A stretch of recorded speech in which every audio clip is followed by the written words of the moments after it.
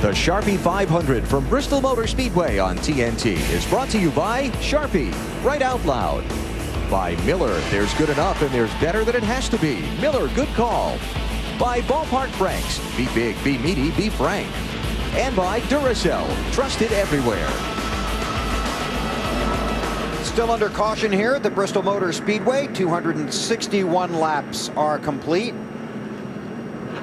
Bobby Labonte, Scott Riggs, Dale Jarrett, and Jeff Green did not stop. Elliott Sadler took 2 tires. Matt Kenseth is 6th. Greg Biffle 7th. Then Kurt Busch, Jeremy Mayfield, and Ken Schrader 10th. He took 2. Marty? Bill, Jeff Gordon's car was so loose during that run, he said he felt like the right rear was going flat. They did an air pressure, track bar, and wedge adjustment. All 3 taking some extra time with the 24 car, trying to get it better. Gordon will restart 16th. This is going to be ugly. I wondered how you were going to phrase this. Because you got guys on old tires, you got guys on new tires in the front, you got guys that are lapped down that got new tires, so it's going to be ugly. And you got Riggs who can't get through the gearbox. And Jeff Green spun the tires, looked like in the 43 car in front of all these cars.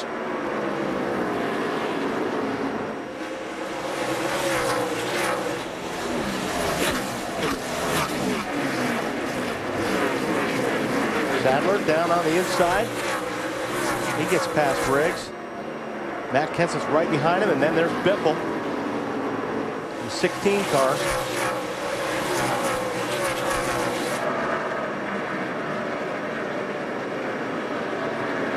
Biffle still trying to get by the 10. Biffle, this is the battle back to the 6th, 7th position. Jeff Green in 43. He is in 3rd spot. Yep. Again, he did not pit.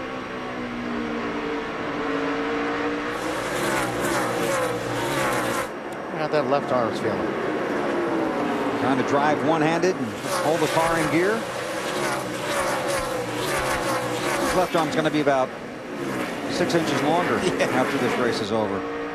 Kurt Busch clears him. And Kyle Busch, the 5 car, what do you admit you touched on just a moment ago, but he's about 50 laps down. And I tell you what, if he gets up and messes with these guys trying to lead, he is going to have some angry drivers tomorrow. No, he's going to be, I don't think it'll take till tomorrow, BP. LeBron James, Bobby Labonte leads, Matt. Up and down night for Bobby Labonte. Now he got the lucky dog back on lap 212, stayed out for track position, got the lead, but now he's having radio problems, but it's intermittent. Sometimes the crew can't hear Bobby, sometimes he can't hear him. The good thing, Rick Cordell, his spotter, can hear Bobby all of the time. Well, that makes a tough race even tougher. Looking back at Travis Kvapil. Kvapil's going to get one of those laps back right here. He's 2 down. Now he's 1 and almost a second one down. Now the 24 car, Jeff Gordon, we talk about being freight trained. He has gotten on the outside, and they are freight training him. 1 car after the other. When Marty talked about him, he was 16th. That time by 23rd, and he's still losing spots. There's his teammate. Ryan Vickers. Not cutting him much slack. Doesn't need to either. Because Matt said he's going to win 2 races, so we better start driving hard. Better hurry. 24 car back to 24th position. There's Kenseth. Inside of Jeff Green for position. Greg Biffle coming along for the ride. Those are teammates. Elliott Sadler wanted by, but the 43 slammed the door. Sadler in the 38 car. In another Roush car, Kurt Busch. There's the bumper. Lots of bumpers. Call it the accordion. Well, like I said, when you come up on a slower car, even though it's positioned, if the car is on older tires and you're on new tires, you're not going to stay behind them long. You are going to use the bumper. Alan? Hey guys, second time tonight that Elliott Sadler has taken just right side tires. As crew chief Todd Barrett telling me just a little bit ago, we've got to do something to get track position and set ourselves up for the end of this race. Okay? Alan, the 97 of Kurt Busch, fairly typical for the way things work now with impound races. They made all their major adjustments to fix the car right before qualifying. Then they went out, cut a fast lap, and now have been working on it throughout the race. after those changes started taking effect. It's kind of different, Wally, but that's the way it is now. Exactly. Woo. It's so hard to get through these cars. Dale Earnhardt Jr. has been the lucky dog 3 times tonight. He's a little bit behind these guys, but he's worked his way up to 14th. Wouldn't that be something if he gets a good finish out of this tonight? After he struggled so badly at the beginning of the race. Long way to go.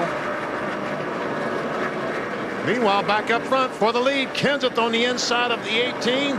Takes the lead. Here comes Biffle. Second spot. So Matt Kenseth back to the front. Alan? Hey, Bill, you know, it's become a common thing for teammates when they're running 1 and 2 to pull over, let the other guy by to get 5 bonus championship points. Greg Biffle has not led tonight, but doing that on Matt Kenseth's part is not as simple here at Bristol, is it? Well, here he goes. As we say that, he goes and does it. They talked about this for quite a while on the radio to try and get Biffle his 5 bonus points without losing the lead to the guy in 3rd place, who's too close behind. That was nicely executed. Oh, that was beautiful. Biffle led for about 50 yards. Just enough. Just enough to get 5 points. 17 back in front. Biffle 3rd in the championship standings.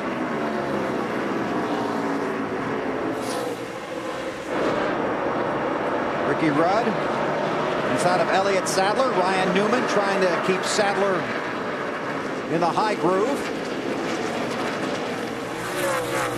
Those 2 tires doesn't seem to be working as well for Elliott Sadler this time as it did the last, as he goes back to the 10th position. He's going to lose that spot too, I think, BP, because Mark Martin will eventually get underneath him here with. And Mark's had a good car. We got over 200 to go. He's looking to see if he can work his way a little closer to the front. A couple of Roush cars up front. Matt Kenseth and Greg Biffle. You're watching NASCAR live from Bristol on TNT. TNT Sports live at the Bristol Motor Speedway. 294 laps are complete. Take a look at our lap leaders. Matt Kenseth has led 223. Jeff Gordon led earlier in the race, but right now has slipped deep in the field. And Gordon back to 14th in the championship standings when he was 10th earlier in the race. Well, Harvick has kind of been struggling a little bit back there too. I thought he had a really good car. And this is just a few moments ago for about the 21st position. Mike Bliss in 0, Rusty Wallace in 2, and Rusty has it, Bliss wants it, and by the way, Bliss took it away. Yeah, Rusty will just let that one go. Yeah. Mike Bliss might need an escort out of here tonight after that. All right, let's see if we can get a little mini through the field going here, starting with car 17, Alan. Well, as you saw in our lap leaderboard there a minute ago, Bill, Matt Kenseth has been the dominant driver tonight. Every time he's been shuffled back in traffic by other people taking 2 tires or not stopping, he's pushed his way right back to the front. So far, so good. Greg Biffle now has his 5 bonus points where the championship is concerned for leading a lap. Biffle not saying a whole lot about his car other than it's pretty good. Matt? Bobby Labonte, only 2 top 5 finishes this season. This could be a big night for the 18. He says the car is just way too loose. The radiant problem Dave appears to have fixed itself somehow. Time Bristol winner Kurt Busch penalized just over 100 laps ago. Has worked his way all the way back to 4th, and that car is running fine. Dave, Jeremy Mayfield says his car is just a little bit loose. He describes it as edgy still. That's the way he described it a little bit earlier, too. They made no changes on the last stop. Alan? How about Ken Schrader? He got a pit road speeding penalty early in the race at lap 130 that dropped him back to 26th place. They've taken just right side tires on 2 stops and got him into the top 10. Got a spin. Dale Jarrett has gone around. And the caution is out. Number 11 tonight. See, the DJ has made contact with the outside retaining wall. Let's see what happened here, BP, because I missed this one. Oh, here we go. Back end's looking fine now, but the 12th car gets in the back of the 88. Up the hill he goes, into the outside retaining wall. Usually lose rear traction when the rear tires are pulled off the racetrack. You do? Yeah. Makes it tough, huh? Well, that's the second time Dale Jarrett's gone around tonight. Got a right rear flat there. I'll have to come in and get those tires changed. Little rear deck lid work, I'm sure.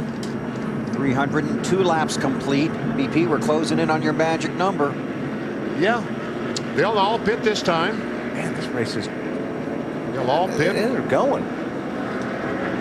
Up, the leaders head for pit road.